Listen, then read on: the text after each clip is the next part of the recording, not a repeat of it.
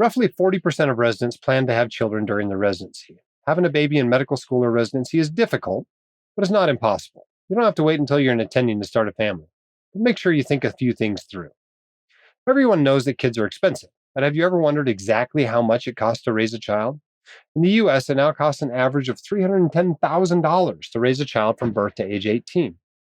Going into a possible pregnancy in medical school or residency, where you're probably going to make somewhere in the $60,000 range per year, you need to make sure you have a strong financial plan. There is no perfect time to start having kids, but medical students and residents face bigger challenges than most. If you have kids before or during medical school, this can delay your career. If you have a baby as a resident, you'll likely receive paid parental leave, but those 6 to 12 weeks go by quickly. Caring for a newborn while managing 80-hour work weeks during your residency isn't ideal. Your sleep patterns will be affected for significant periods of time, potentially leading to exhaustion and burnout, and the majority of this burden falls on women.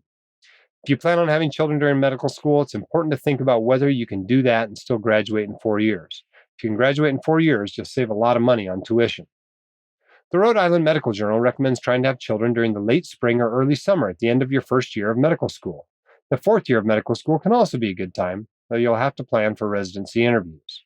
The third year of medical school and the intern year of residency may be the worst times to try to have a baby, particularly for women doctors.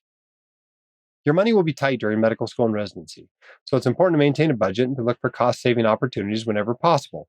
Childcare is one of the biggest expenses parents face, so you may want to look for a program that offers on-site or subsidized childcare. Also, federal law makes it illegal to discriminate based on your child-rearing plans. But that doesn't mean these practices don't still happen. Look for a program that's family-friendly and won't hold your desire to have kids against you. Having a child as a medical student or resident isn't easy, but it can be done. You'll have to make a number of sacrifices and learn to be flexible. But with the right planning and support, you don't have to put your plans to start a family on hold for your career. Take some time to consider your career goals, the timing, and how you'll handle it if something goes wrong. And consider how you'll manage the financial responsibility of paying for school while starting a family. The hosts of The White Coat Investor are not licensed accountants, attorneys, or financial advisors. This podcast is for your entertainment and information only. It should not be considered professional or personalized financial advice. You should consult the appropriate professional for specific advice relating to your situation.